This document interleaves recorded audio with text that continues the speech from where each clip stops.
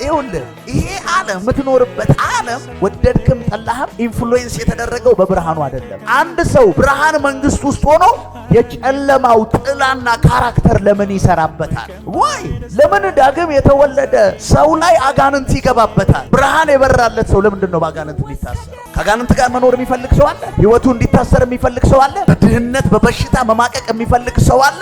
የለም። ዋይ ኖት?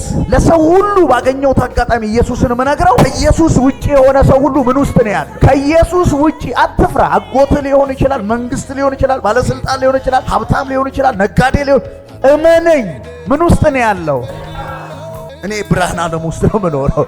ብርሃን ሲበራልህ አመለካከት ይቀየራል። የድሃ ልጅነት ይዳዝን ማተር፣ ከድሃ ቤተሰብ አለመማር ይዳዝን ማተር፣ የሚደግፍ ቤተሰብ አለመኖር ይዳዝን ማተር፣ ሰዎች አንተን አለማንመናቸው ይዳዝን ማተር። the light of God የእግዚአብሔር ብርሃን በርቶልሃል ወይ?